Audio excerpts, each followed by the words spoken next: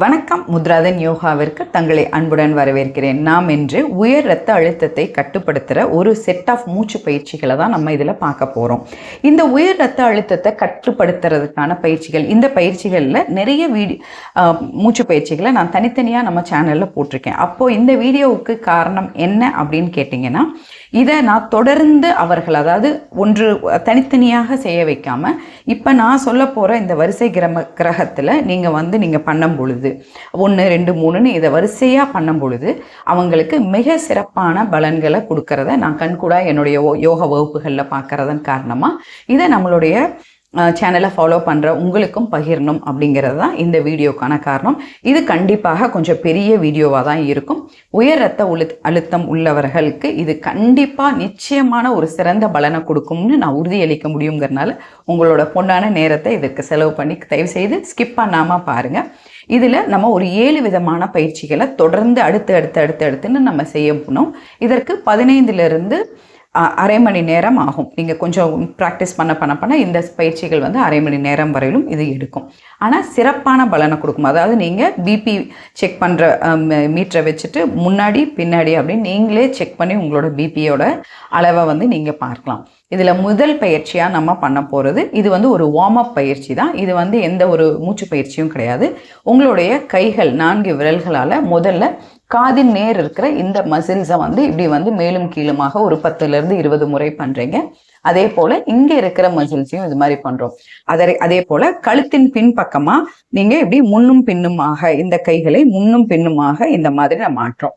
அடுத்தது லேசா தலையை இப்படி உயர்த்தி கொண்டு இதையும் முன்னும் பின்னுமாக நீங்கள் ஒரு வார்ம் அப் கொடுக்குறீங்க உங்களுடைய கழுத்தையே சுற்றிய பகுதிகளுக்கு.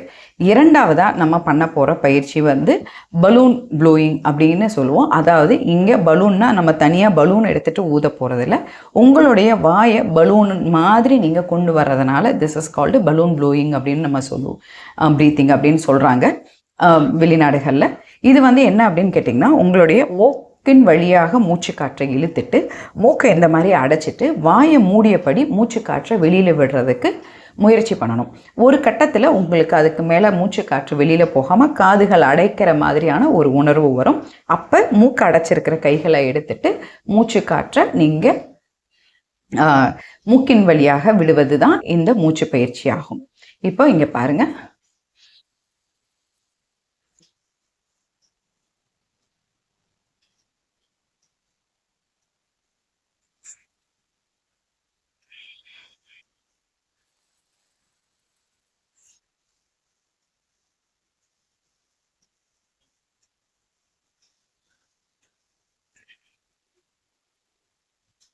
இந்த மாதிரி மூக்கின் வழியாக தான் மூச்சை இழுத்து மூக்கின் வழியாக தான் மூச்சை விடுறோம். ஆனால் மூச்சு காற்றை வெளியில் விடுறதுக்கு முன்னாடி 2 கைகளாலும் உங்கள் மூக்கு துவாரங்களை அடைச்சிக்கிட்டு வாயின் வழியாக மூச்சு காற்றை வெளியில் விடுறதுக்கு முயற்சி பண்ணும் பொழுது உங்களுடைய கண்ணக்கதுப்புகள் முழுசாக காற்றின் காரணமாக பலூன் மாதிரியான ஒரு அமைப்புக்கு வரும். அதற்கு அப்புறமா உங்களால் இதுக்கு மேலே முடியாதுங்கும் போது மூக்கு அடைச்சிருக்கிற கைகளை எடுத்துட்டு நீங்கள் மூக்கின் வழியாக விடணும். இது மாதிரி 9 சுற்றுகள் நீங்கள் பயிற்சி பண்ணுறீங்க.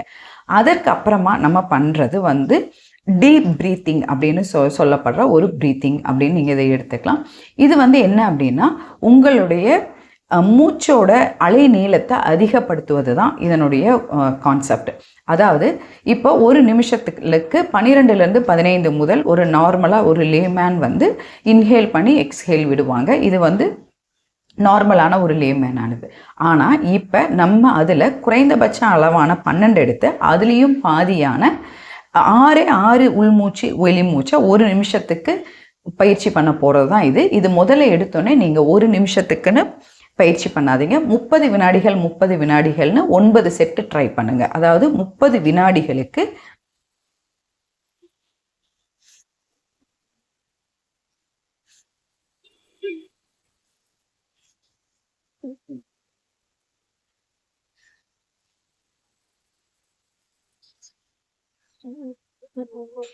இந்த மாதிரி நிதானமான உள்மூச்சு நிதானமான வெளிமூச்சு அப்படின்னு சொல்லி உங்களுக்கு பயிற்சி பண்ணுங்க. ஆனால் இது 9 செட்டாக கொஞ்சம் நல்ல கேப் விட்டு 9 செட்டு இது பயிற்சி பண்ணுங்க. இதுதான் நம்மளுடைய மூன்றாவது பயிற்சியாக இருக்கிறது. நான்காவது பயிற்சியாக நம்ம செய்ய போகிறது இம் அப்படிங்கிற சத்தத்தை நம்ம வந்து இந்த இடத்துல ஒலிக்க போகிறோம்.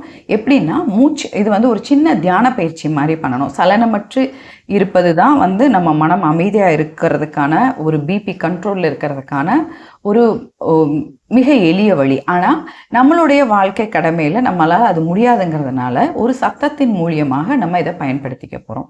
மூச்சு காற்றை மூக்கின் வழியாக இழுத்துட்டு நீங்கள் மூச்சு காற்றை வெளியில் விடுறது இம் அப்படிங்கிற சத்தத்தின் மூலியமாக விடுறதுக்கு முயற்சி பண்ணுறீங்க. இது இங்கே பாருங்கள், இந்த மாதிரி இட்ஸ் வெரி சிம்பிள் தான்.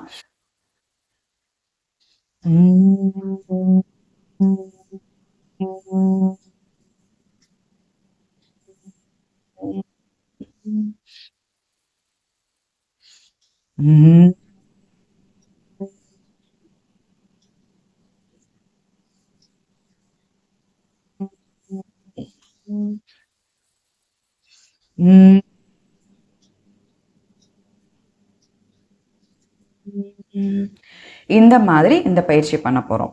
இதற்கு அடுத்து நம்ம செய்ய இருக்கிறது வந்து சதுர பிராணாயாமம் அல்லது பாக்ஸ் பிரீத்திங் அப்படின்னு சொல்லப்படுறது. இது ஏன் சதுர பிராணாயாமம் அப்படின்னு சொல்லப்படுறோம்னா, 4 விதமான மூச்சு பயிற்சிகளை 4 அப்படிங்கிற எண்ணிக்கையின் அளவில் நம்ம செய்கிறதுனால இதுக்கு வந்து சதுர பிராணாயாமம் அப்படிங்கிற பேர் வந்துச்சு. அதாவது இதில் இன்ஹேல் பண்ணிவிட்டு ஹோல்டு பண்ணணும். மூச்சு காற்று உள்ளே இருக்கும்போது நீங்கள் மூச்சை அடக்கி வைக்கணும். அதற்கப்புறம் மூன்றாவதாக மூச்சு காற்றை வெளியில் விடணும். அதற்கப்புறம் வெளியில் விட்ட பின்னாடி கொஞ்ச நேரம் மூச்சை உள்ளே இழுக்காமல் அடக்கி வைக்கணும் அப்படின்னு 4 நிலைகள் இருக்குது. ஒவ்வொன்றும் 4 எண்ணிக்கையில் தொடங்குறீங்க. காலப்போக்கில் நீங்கள் இதை 6, 8 அப்படின்னு நீங்கள் அதிகப்படுத்திக்கலாம்.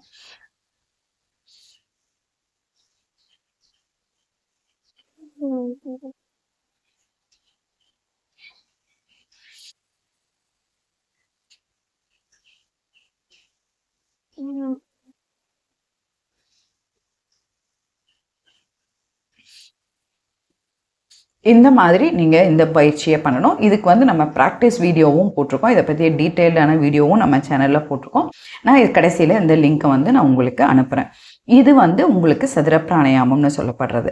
அதற்கடுத்தது 6வதாக நம்ம செய்கிறது வந்து இந்த இடத்துல டயப்ரம் பிரீத்திங் அப்படின்னு சொல்கிறது. இது வந்து ஆள் சுவாசம் அப்படின்னு சொல்லி நம்ம வந்து இதை எடுத்துக்கலாம்.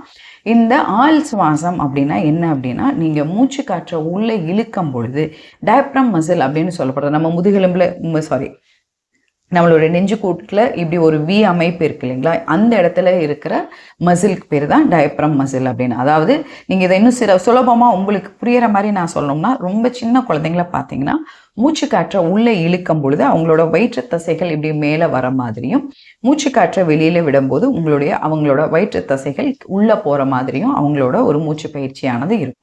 இப்போ இதே மாதிரி நீங்கள் மூச்சு காற்றை ஆழ்ந்து இழுக்கும் பொழுது உங்களுடைய வயிற்று தசைகள் மேல் நோக்கி வந்து அது மூச்சு காற்றை வெளியில் விடும்போது வயிற்று தசைகள் கீழ் நோக்கி வரணும். அதாவது உங்கள் நெஞ்சு பகுதியானது இதில் வந்து வேலை செய்யக்கூடாது.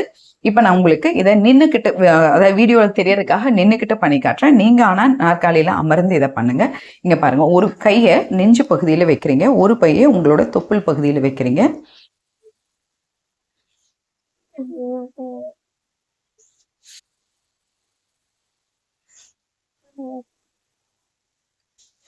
இந்த மாதிரி நீங்கள் மூச்சு காற்றை உள்ளே இழுக்கும் பொழுது உங்களுடைய வயிற்று பகுதியானது வெளியில் வந்து உங்களுக்கு வயிற்று பகுதியான உள்ளே போகணும். ஒருவேளை ஒரு சிலர் வந்து நீங்கள் இதை முயற்சி பண்ணும் பொழுது வராமல் போகலாம்.